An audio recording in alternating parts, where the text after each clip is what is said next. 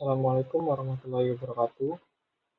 Pada kesempatan ini saya Muhammad Samin Ardika NIM 220671108 akan mempresentasikan bagaimana proses pembuatan botol kaca sebagai tugas mata kuliah Rekayasa Material oleh Bapak Andril Arafat ST ME. Bagaimana proses pembuatan botol kaca?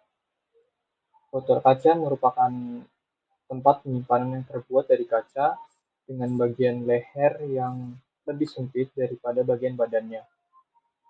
Botol kaca memiliki tujuan membuat botol kaca yaitu untuk menyimpan cairan seperti air, susu, teh, dan sebagainya. Kemudian sejarah dari botol kaca. Pembuatan botol kaca ini dimulai dengan ide awal untuk mendesain kemasan dengan kesan alami dan higienis. Kemasan yang akan digunakan yaitu kemasan primer dan sekunder. Kemasan primer menggunakan botol kaca. Botol kaca akan menggunakan botol baru yang aman untuk kesehatan sesuai dengan citra yang ingin dibangun. Botol tersebut juga berwarna bening agar dapat menampilkan warna dari olahan itu sendiri yang akan diisi dan memberikan kesan higienis serta bersih. Dalam pembuatan kemasan tertentu memperhatikan keamanan dari produk. Kemasan primer berupa botol kaca dan botol yang rentan akan kerusakan seperti pecah dan retak. Oleh sebab itu, proses desain juga diperlukan agar konsumen nyaman memegang dan menggunakannya. Kemudian sejarah awal botol kaca yaitu muncul sekitar tahun 7000 sebelum Masehi, di mana mulai berkembang pesat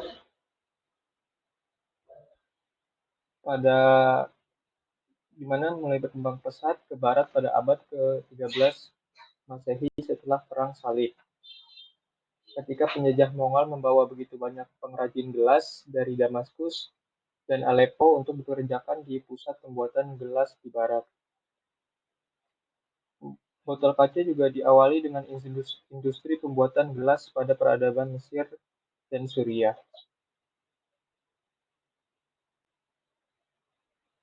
Kemudian yang berikutnya yaitu ada material.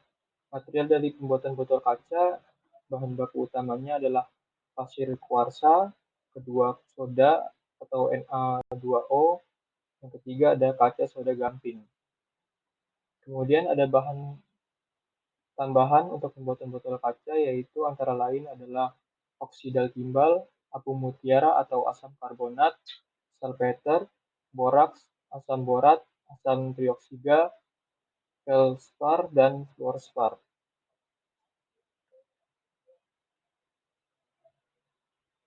Kemudian cara pembuatan botol kaca. Yang pertama itu ada persiapan bahan baku atau batching, di mana pada tahap ini dilakukan penggilingan, pengayakan bahan baku, serta pemisihan dari kotoran. Serbuk bahan baku ditimbang sesuai komposisi, termasuk bahan adiktif lain yang diperlukan seperti zat pewarna atau zat-zat sesuai dengan produk kaca yang dikehendaki. Pengadukan campuran bahan baku menjadi homogen sebelum dicairkan. Kemudian yang kedua yaitu proses pencairan atau melting atau fusing. Pada sistem leleng ini akan mencocokkan bahan baku melalui pemanasan suhu tinggi. Pembentukan cairan kaca bebas gelembung.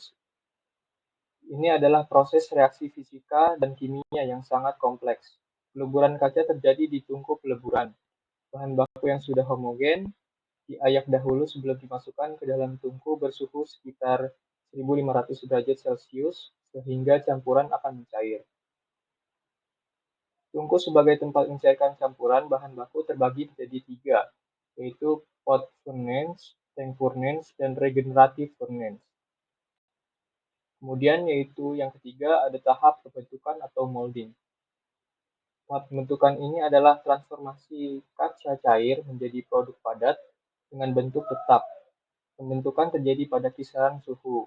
Ini adalah proses pendinginan di mana kaca pertama-tama berubah dari cairan kental menjadi bentuk lunak dan kemudian menjadi padatan rapuh. Kemudian yang selanjutnya ada penyangaian atau anel. Selama anel ini, kaca mengalami perubahan suhu dan bentuk yang drastis selama pembentukan, yang meninggalkan tekanan termal di dalam kaca. Tekanan termal ini akan mengurangi kekuatan dan stabilitas termal produk kaca. Jika didinginkan secara langsung, kemungkinan akan pecah selama proses pendinginan atau selama penyimpanan, pengangkutan, dan penggunaan. Umumnya dikenal sebagai ledakan kaca dingin. Untuk menghilangkan ledakan kaca dingin, produk kaca harus dianil secara baik setelah dibentuk. Annealing ini adalah proses menahan atau mendinginkan kaca secara perlahan dalam kisaran suhu tertentu untuk jangka waktu tertentu untuk menghilangkan atau mengurangi tekanan termal di kaca ke nilai yang diizinkan.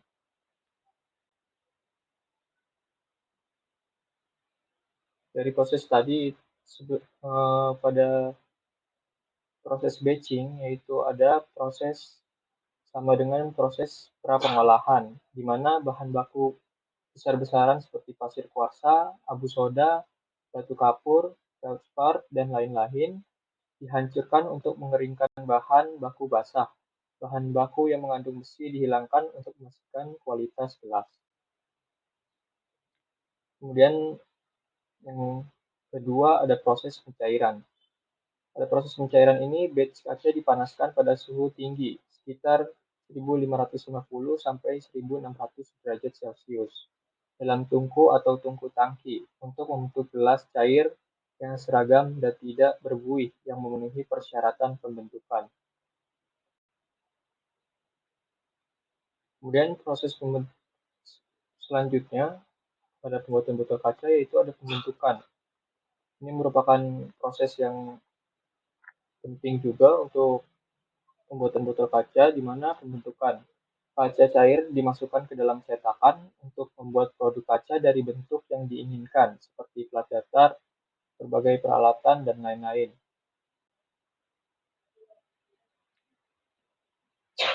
Kemudian ada blow mold teknologi. Blow molding ini adalah proses manufaktur di mana bagian gelas berongga terbentuk.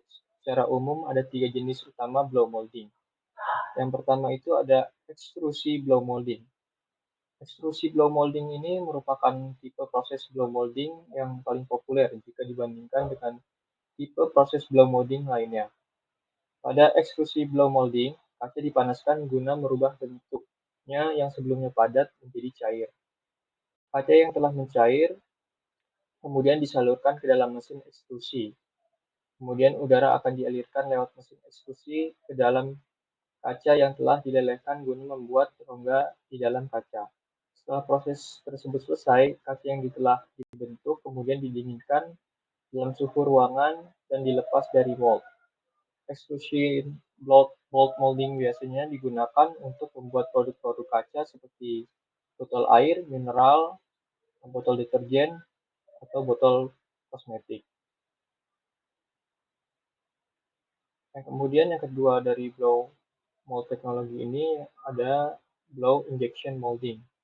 Tipe blow molding lainnya yang umum digunakan adalah injection blow molding ini seperti namanya injection blow molding, menyertakan proses injeksi atas kaca yang dipanaskan di dalam mold. Material kaca yang dipanaskan biasanya dimasukkan ke dalam core pin, yang setelah itu pin berputar di sekitar mold, di mana kaca yang telah meleleh dipompa menggunakan udara dan kemudian didinginkan. Injection blow molding memang tidak sepopuler metode extrusion blow molding, namun terlepas dari itu, metode ini merupakan opsi yang cukup diminati untuk memproduksi produk kaca berongga dengan ukuran relatif kecil. Injection blow molding biasanya digunakan untuk pembuatan berbagai produk kaca seperti peralatan medis, botol tetes, toples, botol deodoran, dan botol pil. Kemudian yang ketiga itu ada stretch blow molding injection.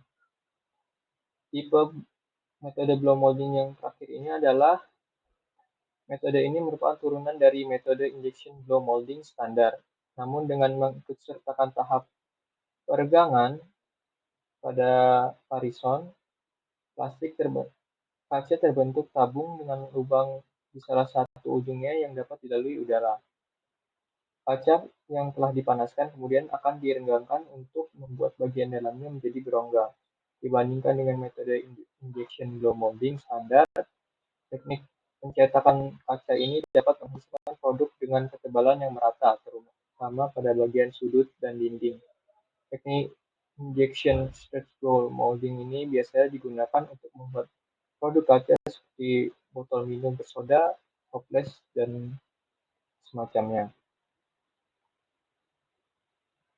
Ini merupakan gambaran pada proses ekstrusi blow molding, di mana kaca meleleh diekstrusi ke dalam tabung berongga atau parison, kemudian udara ditiupkan ke dalam parison tersebut.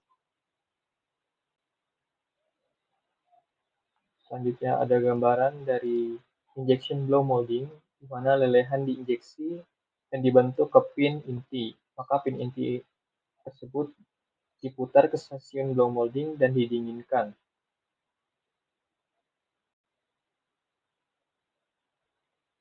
Yang ketiga kemudian ada stretch blow molding.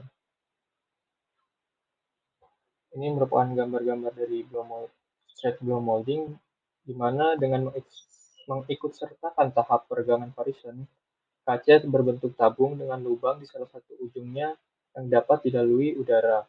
Kaca yang telah dipanaskan kemudian akan diregangkan untuk membuat bagian dalamnya menjadi berongga.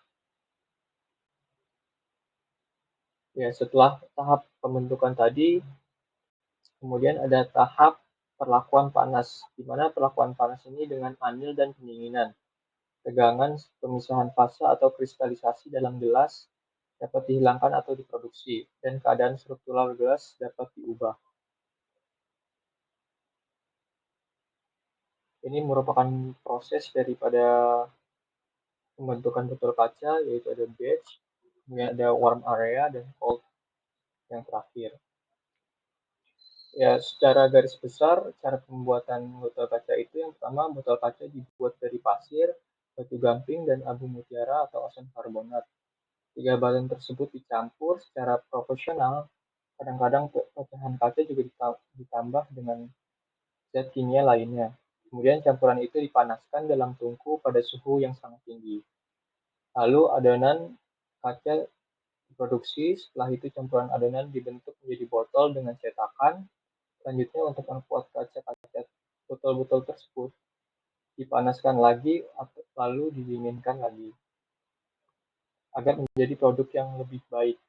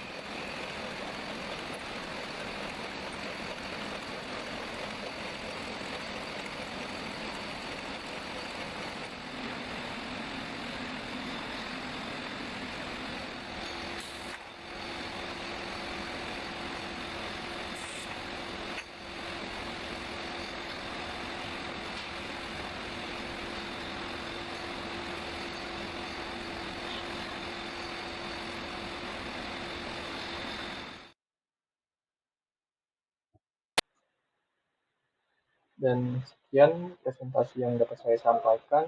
Kurang dan lebihnya mohon dimaafkan. Wabillahi taufiq wal hidayah. Wassalamualaikum warahmatullahi wabarakatuh.